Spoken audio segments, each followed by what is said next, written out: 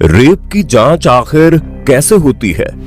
दोस्तों, चंडीगढ़ यूनिवर्सिटी वाला कांड तो आप लोगों ने सुना ही होगा, जिसमें एक लड़की के ऊपर हॉस्टल की लड़कियों की वीडियोस बनाने का इल्जाम लगा, जिसे लेकर पूरे देश में प्रदर्शन चल रहे हैं।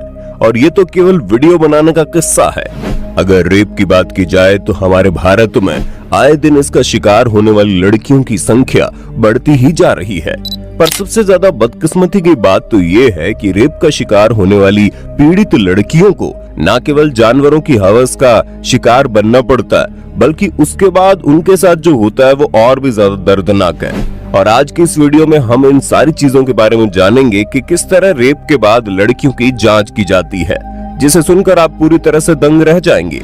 बस मेरे यानी अपने दोस्त विशाल प्रजापति के साथ वीडियो के बिल्कुल अंत तक बने रहिए। दोस्तों, इस पूरे प्रोसेस के बारे में हम आपको एक उदाहरण देकर बताएंगे, जहां बलात्कार के 2 दिन बाद पीड़िता को सरकारी अस्पताल में सफेद रंग की चादर के ऊपर लिटा दिया जाता है, जिस दौरान उसके दिमाग में सिर्फ और सिर्फ एक ही ख्याल आता है कि आखिर मैंने ऐसा क्या किया है कि मुझे इस तरह की जिल्लत झेलनी पड़ रही है। पीड़िता अपनी जिंदगी के हर एक पल को कोसती है कि आखिर मेरे साथ ही ऐसा क्यों हुआ। तभी दूर से एक नर्स आती हुई दिखाई देती है। अब बारी आती है रेप की जांच कराने की, यानी इस बात का पता लगाने की लड़की के साथ वाकई में रेप हुआ है या नहीं। इस चीज की जांच कराने की नौबत आ गई है। नर्स जिस तरह मरीजों के साथ व्यवहार करती है, ठीक उसने पीड़िता के साथ भी किया और लड़की की सलवार को खोलकर नीचे की तरफ खिसकाया और फिर कमीज को नाभि से ऊपर कर दिया। वहीं दूसरी तरफ से पुरुष डॉक्टर भी आ गए।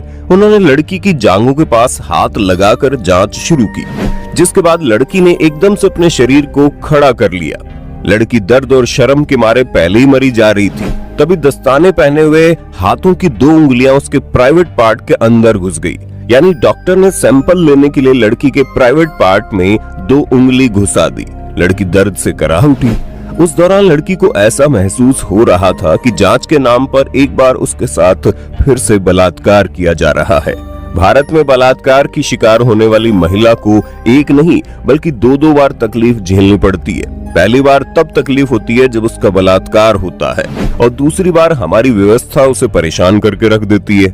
दूसरी तरफ डॉक्टर जांच की स्लाइड ऊपर उंगली साफ करके उसे अकेला छोड़कर वहां से चलते बने। उन्होंने जांच से पहले न तो लड़की से अनुमति ली और न ही उसे ये बताया गया कि डॉक्टर ने उसके साथ क्या किया और क्यों किया।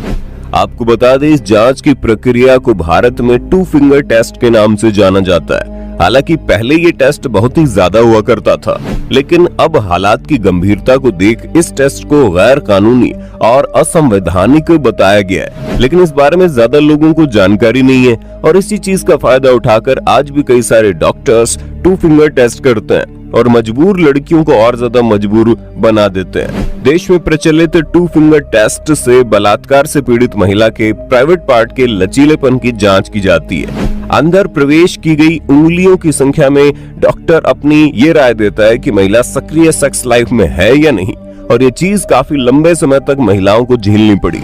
लेकिन भारत में वैसा कोई भी कानून नहीं है जो डॉक्टरों को ऐसा करने के लिए कहता हो।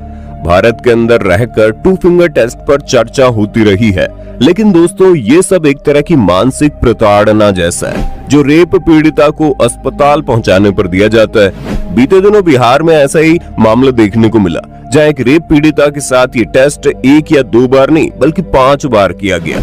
इसके अलावा भी देश में इस तरह की खबरें लगातार आती रहती हैं, जो इस बात को साबित करती हैं कि हमारे देश की व्यवस्था कितनी ज्यादा गलत है।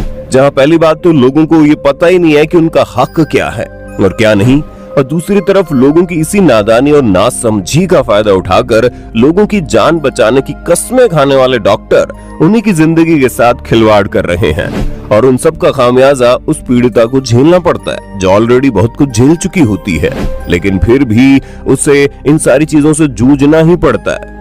आपको बता दें, 1997 में एक कानून बनाया गया था जो सिर्फ महिला डॉक्टर ही रेप पीड़िता की जांच करने का था, लेकिन महिला डॉक्टर्स की कमी होने के चलते ये कानून ज्यादा दिनों तक चल नहीं पाया, और फिर साल 2005 में एक में संशोधन किया गया, जिसमें कहा गया कि पुरुष डॉक्टर भी रेप पीड़िता की जांच कर सकते हैं। लेकिन इस कानून में रेप पीड़िता की सहमति लेना डॉक्टरों के लिए आवश्यक है, लेकिन कोई भी डॉक्टर ऐसा करता ही नहीं है। वो तो बस मौके का फायदा उठाता है और इस तरह की घिनौनी हरकत को अंजाम देता है। भारत में साल 2013 में सुप्रीम कोर्ट ने 2 फिंगर टेस्ट पर रोक लगा दी है। भारत के स्वास्थ्य मंत्रालय ने भी 2 फिंगर टेस्ट पर रोक लगाई है और इसके अलावा नए दिशा निर्देश भी जारी किए हैं, जिसमें रेप पीड़ितों के लिए एक विशेष कक्ष बनाया जाएगा जहां पर अलग अलग मेडिकल परीक्षण किए जाएंगे। लेकिन अभी भी कई राज्यों में 2 फिंगर टेस्ट की अनुमति दी जाती है, जो सरासर गलत है और कानून के खिलाफ भी। क्योंकि पहली बात तो किसी भी लड़की के प्राइवेट पार्ट पर उंगली डालना गलत है, फिर चाहे वो महिला डॉक्टर करे या फिर पुरुष। इसके लिए पीड़िता की अनुमति लेना बहुत ही ज्यादा जरूरी है। लेकिन इस तरह की चीज हमारे समाज में धड़ल्ले से हो रही है, जिस पर कोई ध्यान ही नहीं देता, क्योंकि लोगों का लगता है कि जब लड़की के साथ पहले ही इतना कुछ हो चुका है तो उसे भला इस टेस्ट से क्या आपत्ति होगी। और यही सोच पीड़ित लोगों को मानसिक तौर पर नुकसान पहुंचाती है। अब हमारे हिसाब से तो ये पूरी तरह गलत है और सरकार को ऐसा करने वाले लोगों के खिलाफ कड़े कानून बनाना चाहिए और सख्त एक्शन लेना चाहिए। बाकी आपका इस पर क्या कहना है?